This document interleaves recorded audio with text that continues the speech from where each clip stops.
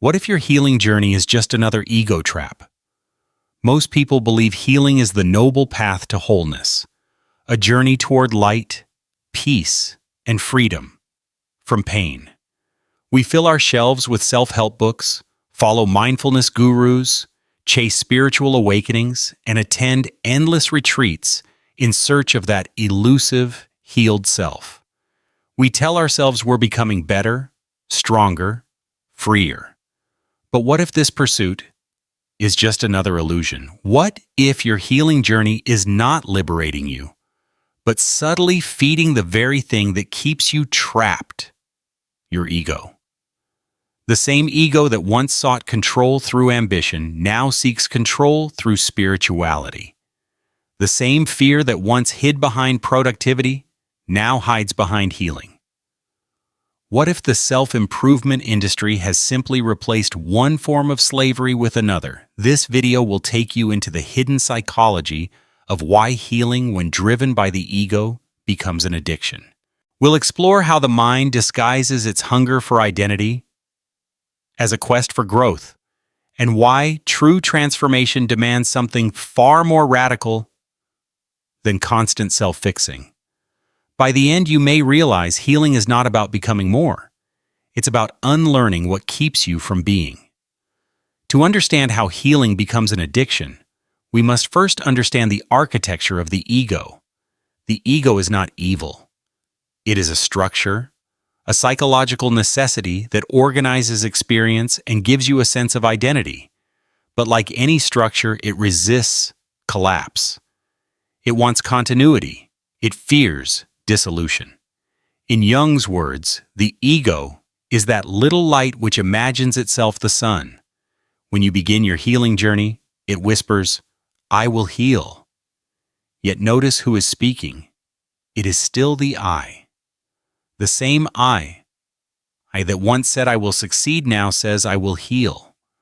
The costume changes, but the actor remains. The ego's obsession with progress in work relationships or even spirituality is its clever way of avoiding death. It survives by keeping you busy with improvement. Have you ever noticed how healing can feel like chasing a moving horizon? You fix one wound only to discover 10 more. You think, when I heal this part, I'll finally be free. But freedom never comes because the pursuit itself is what sustains the ego's illusion of control. You become the prisoner of your own progress, trapped in an endless cycle of self-analysis, workshops, affirmations, and rituals. The goalposts keep shifting because the ego feeds on goals. Imagine a tyrant who rules not by force, but by promising redemption. Every time you obey, he says, "Almost there. Just a little more." You keep walking toward a mirage of perfection, unaware that the journey itself has become the prison. This addiction to healing often begins innocently. After trauma, heartbreak, or burnout, you seek meaning and repair. Therapy, meditation, breathwork. These are powerful tools when used as paths toward awareness. But somewhere along the way, the focus shifts from awareness to achievement. Healing becomes a competition: who is more evolved, who has done the work, who has let go better than others. You start performing healing, curating vulnerability on social media, chasing validation for your pain story. What was once authentic introspection becomes another identity: the healed one, the awakened one. Jung called this phenomenon spiritual inflation, when the ego hijacks spiritual growth to make itself feel superior. You no longer seek truth.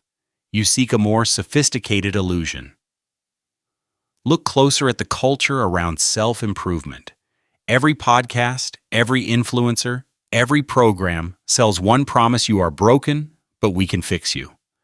The message is seductive because it offers both the poison and the antidote. It tells you to keep striving, always improving, never arriving. In a world built on productivity, even healing becomes work. You meditate not to rest, but to optimize performance. You journal not to reflect, but to document progress. You let go only to prove you can. It's the same neurosis wearing a spiritual mask. Nietzsche warned that when the will to power disguises itself as virtue, it becomes most dangerous because now your ego feels righteous in its domination. Have you ever found yourself repeating the same inner dialogue? Why am I still like this? Haven't I healed this already? That frustration is the sound of the ego fighting for its life. It cannot tolerate imperfection because imperfection threatens its story. And yet, paradoxically, true healing begins when you stop trying to heal. The moment you accept the wound, not to fix it, but to see it, something shifts. You realize the wound is not the enemy, it's the doorway. But the ego doesn't want doorways. It wants walls. It wants definition control and certainty. So it turns healing into another wall made of spiritual jargon and psychological insight. Let's make this tangible. Think of the person who endlessly reads about emotional intelligence, yet still can't connect deeply. Or the one who goes from one retreat to another convinced that the next experience will finally unlock peace. Or the one who cuts off anyone who triggers them, calling it protecting my energy, when in truth they are protecting their fragile self-image. In each case, the healing path has turned into an avoidance pattern, a subtler form of fear. Jung often said, one does not become enlightened by imagining figures of light, but by making the darkness conscious. Real healing is not about collecting light, but about descending into the shadow. But descent is terrifying because it feels like regression. The ego calls it failure. And so most people hover in the comfortable middle enough awareness to sound wise, but not enough surrender to be transformed. Healing addiction thrives on that comfort zone, just enough pain to feel purposeful, just enough progress to feel superior. You might think you are growing, but growth measured by comfort is just adaptation, not transformation. True transformation is disorderly, raw, humbling. It demands that you abandon the fantasy of control, that you stop polishing the mirror and dare to see what it truly reflects. When healing becomes performance, you polish endlessly, hoping the reflection will one day reveal perfection. But what if the mirror was never meant to be spotless? What if its cracks are what let the light through? This is where self-improvement becomes self-imprisonment. The paradox is brutal. The harder you try to fix yourself, the more broken you feel, because the act of fixing assumes you are defective. You create an identity around your wounds and defend it fiercely. Without your healing story, who would you be? The ego clings to pain because pain gives it shape. The wound becomes home, and healing becomes the ritual that keeps that home intact. It's a psychological Ouroboros, the serpent that eats its own tail, an endless loop of striving and self-maintenance. But behind that exhausting loop lies something the ego cannot grasp: peace without progress. In that stillness, healing loses its glamour. There are no milestones, no certificates, no applause, only awareness. And awareness is not an achievement, it's a surrender. That's why real healing feels like death at first. It kills the self that needs to be healed. And only then, beyond the ashes of that identity, does something authentic begin to breathe. But few ever reach that point, because the addiction to healing is safer than the freedom of being. The price of mistaking self-improvement for self-realization is immense, and most people pay it without ever knowing. You spend years in psychological maintenance, polishing the cage instead of breaking it. On the surface, you appear enlightened, calm, articulate, emotionally intelligent. Yet beneath that facade, there's a quiet despair, a subtle anxiety that whispers, "Why does it never end?" This is the hidden fatigue of the modern soul, the exhaustion of endlessly managing the self. The very practices meant to free you from suffering become the source of it. You meditate to escape stress, but soon missing one meditation feels like failure. You journal for clarity, but your journal becomes evidence of inadequacy.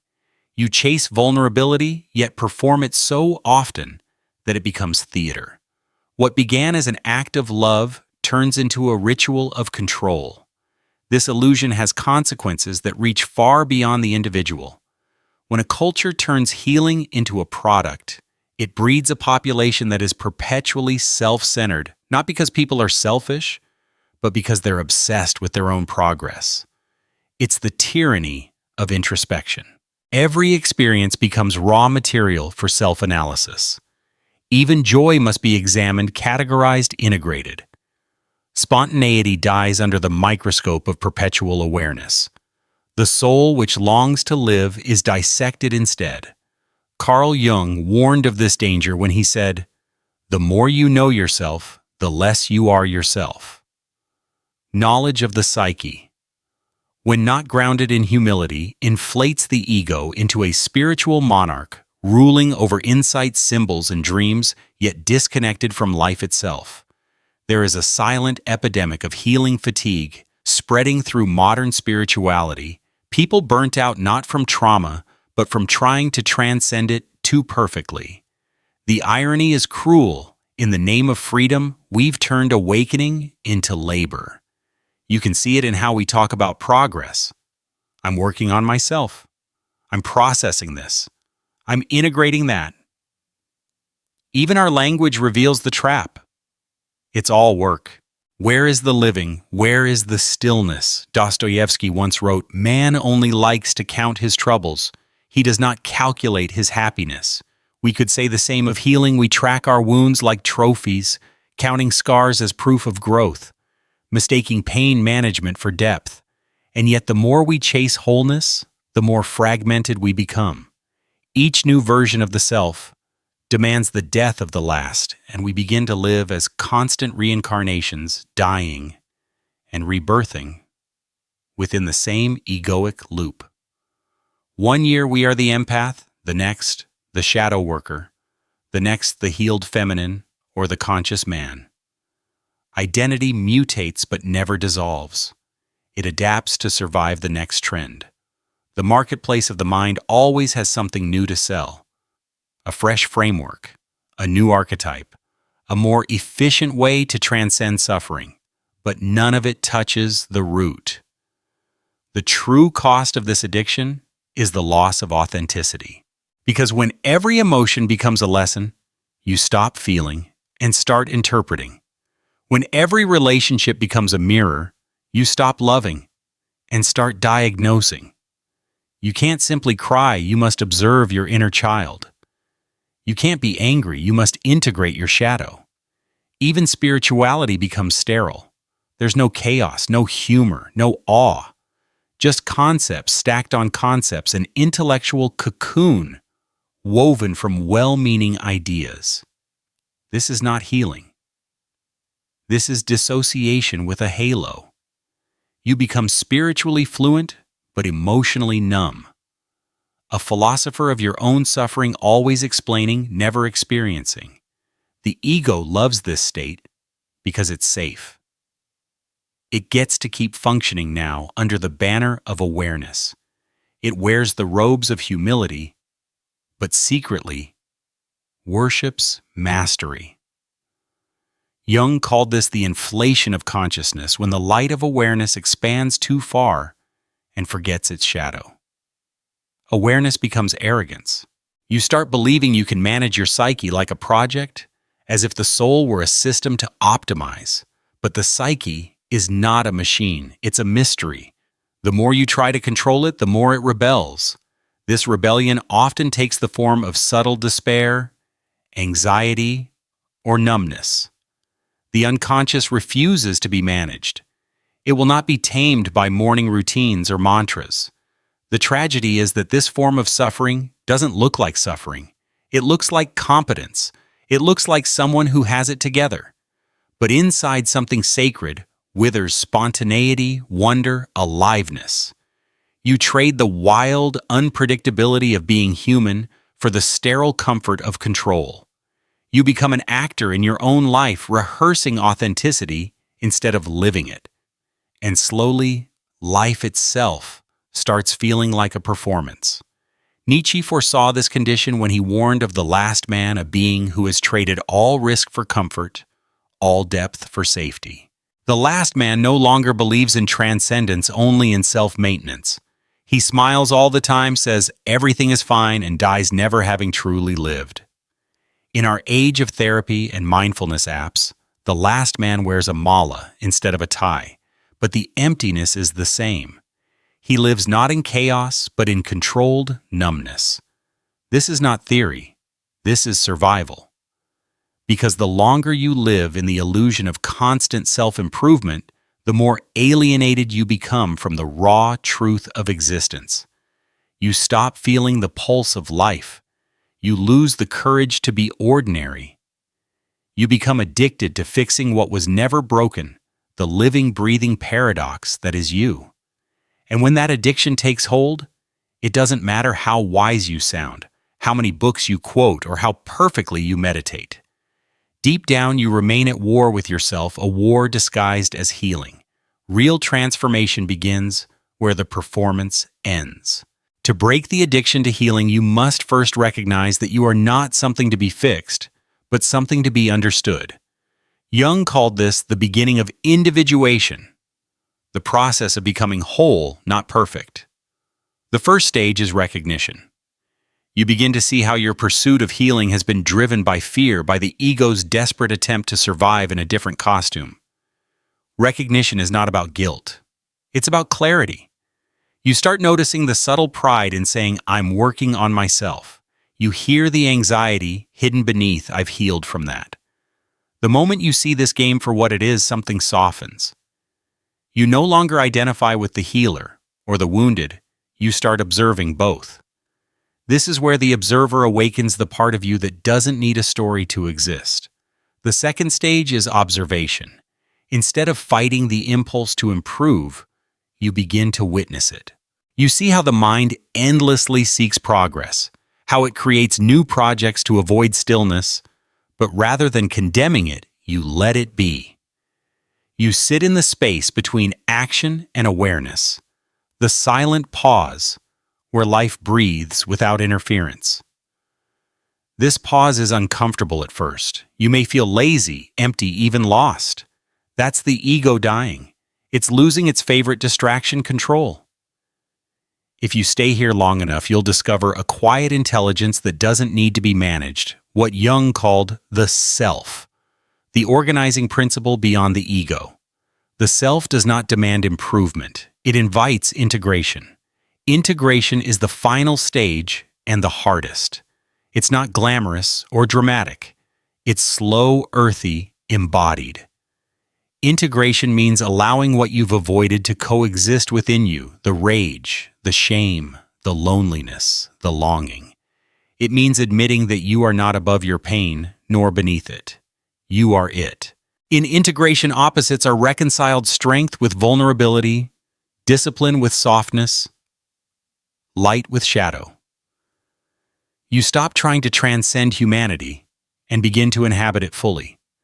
This is where the false dichotomy between broken and healed dissolves. You realize you were never one or the other. You were always both. True healing is paradoxical. It doesn't feel like rising above, it feels like sinking into. It's not the end of pain, it's the end of resistance. And when resistance ends, something extraordinary happens. Your pain transforms into wisdom. Suffering becomes language. Fear becomes guidance. Chaos becomes creativity. You stop chasing meaning and start living meaningfully. The energy that once went into becoming better is now free to express itself through art, compassion, presence, and authentic connection. You no longer need to prove your growth. Your being becomes the proof. This kind of freedom is quiet. It doesn't advertise itself. It doesn't care to be seen. It manifests as a still power, the kind that doesn't shout, but radiates. You speak less, but when you do, your words carry weight. You act less, but your actions cut deeper. This is what Jung meant by authentic authority.